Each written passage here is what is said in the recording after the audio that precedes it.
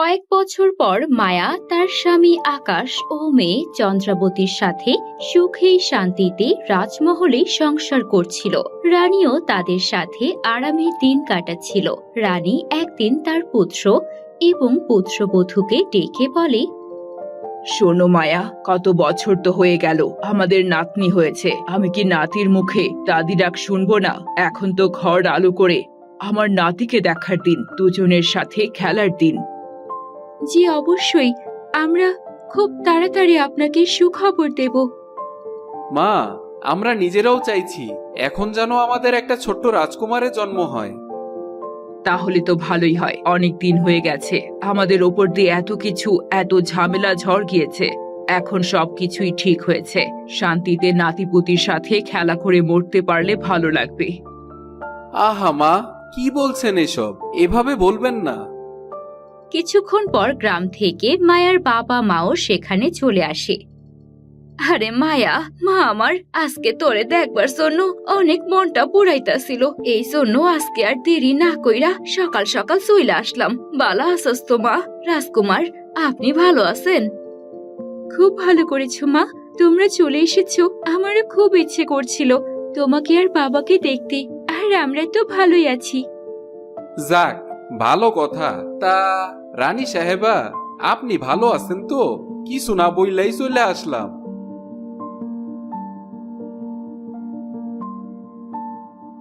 অবশ্যই, আসুন আসুন, আপনারা এসে ভালোই করেছেন। আমি মায়াপরী আর ছেলের সাথে গুরুত্বপূর্ণ বিষয় নিয়ে আলাপ করছিলাম। আপনারাই বলুন, এখন তো সময় হয়ে গেছে নাতির মুখ দেখার। আপনাদের ইচ্ছা হয় না বুঝি? নাতনি ভালোই বড় হয়েছে। কি যে কইতাছেন রানী সাহেবা, আমার আবার ইচ্ছা হয় না? অবশ্যই হইব। মায়ার যদি ছেলে হয় তাইলে আমার যে কি ভালা লাগবো। বয়স হয়ে গেছে, বলেন কোন দিন মইরা যাই, তার আগে নাতি নাতনির সাথে খেলমু। এটাই তো বুড়া বয়সের শখ থাকে, তাই না?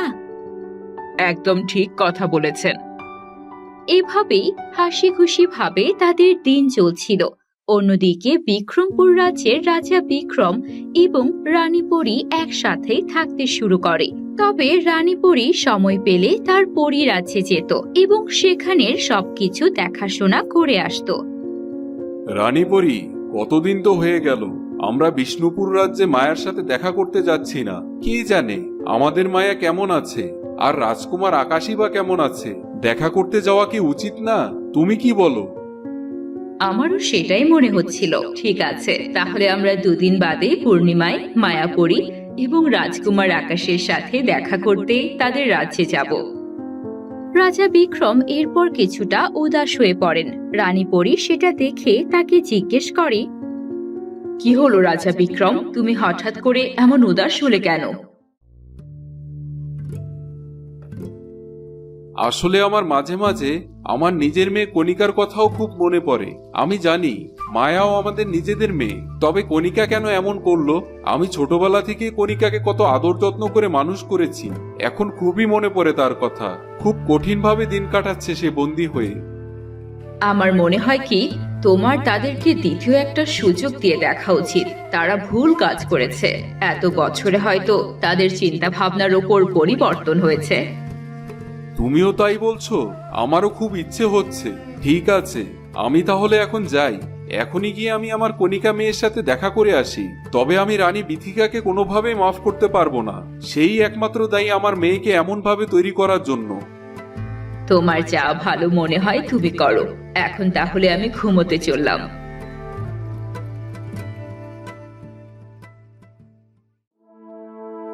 সেদিন রাতে রাজা বিক্রম কয়েক বছর পর জেলখানায় যায়। সেই কালো কুঠুরিতে বন্দী ছিল তার একমাত্র রাজকন্যা কণিকা আর তার স্ত্রী রানী বিথিকা। রানী বিথিকা আর কণিকা তাকে দেখে খুব খুশি হয়। তুমি এসেছো, আমি জানতাম তুমি ঠিকই আসবে। আমাদেরকে ছেড়ে তুমি থাকতেই পারবে না। আমরা ভুল করেছি, আমাদের ক্ষমা করে দাও। আমি তোমার সাথে কথা বলতে আসিনি। আমি এসেছি আমার রাজকন্যা কণিকার সাথে কথা বলতে। মা, তুমি কেমন আছো? অনেক বছর পর তোমার সাথে দেখা করলাম। অনেকটা শুকিয়ে গেছো তুমি। আমি সুখে তো আর নেই। শুকাবো না তো কি করব? তুমি আমাকে কুঠুরিতে বন্দি করে রেখেছো, ঠিক মতো খাবারটা পর্যন্ত পাই না।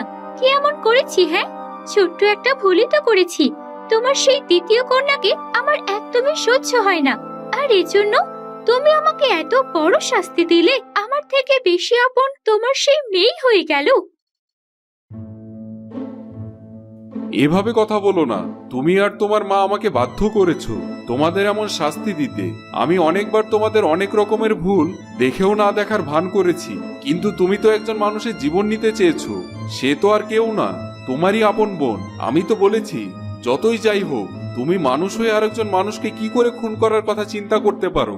আর আমার রাজ্যে এসব অপরাধের শাস্তি সকল অপরাধীকেই পেতে হয়, সে হোক আমার মেয়ে নতবা আমার স্ত্রী।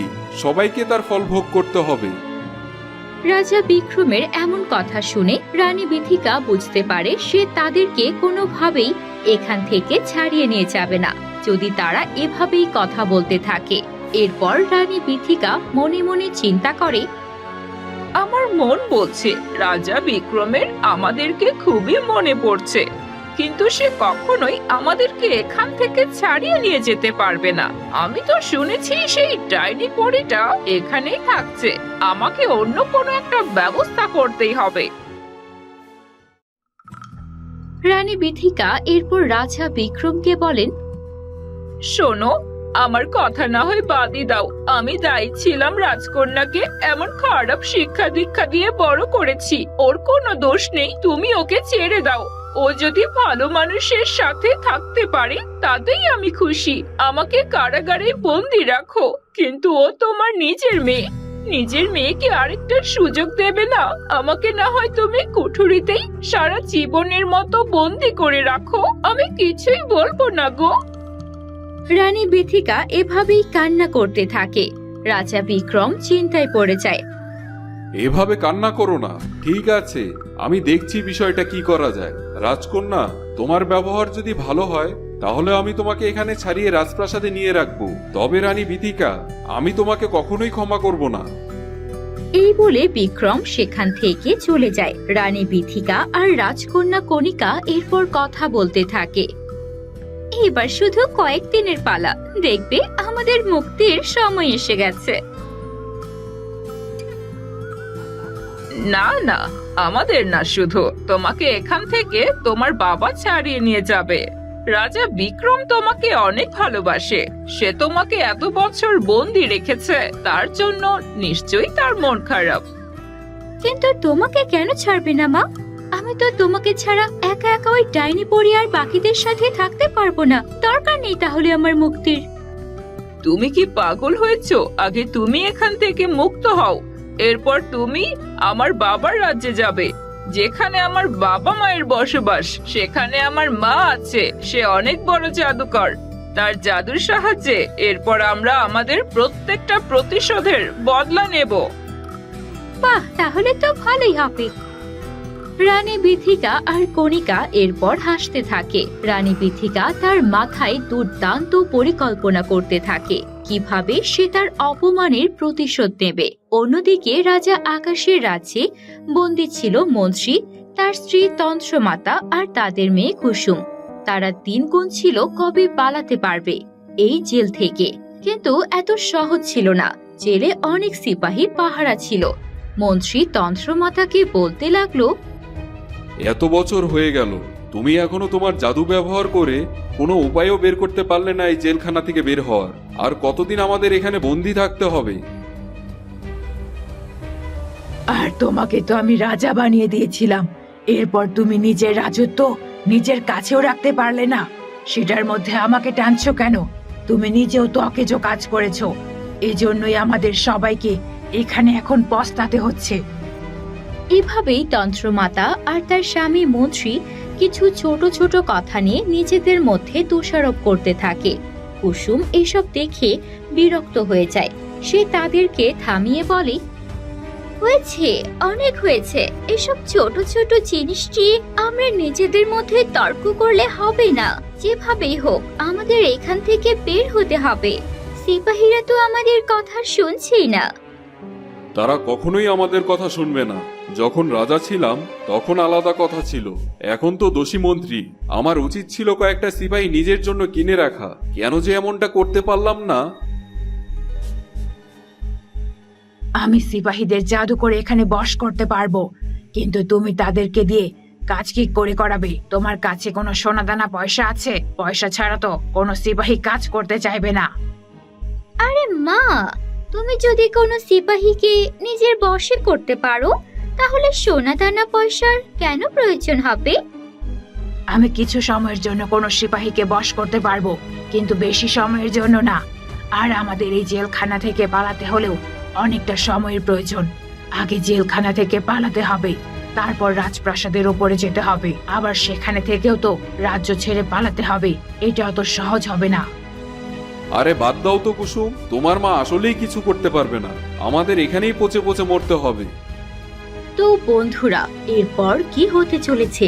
মায়া আর আকাশের জীবনে কি আবারও এত বছর পর নতুন করে শুরু হতে যাচ্ছে কোনো ষড়যন্ত্র, নাকি তারা সব ষড়যন্ত্র রুখে নিজেদের সংসার জীবন ভালো করে সুখে শান্তিতে কাটাতে পারবে?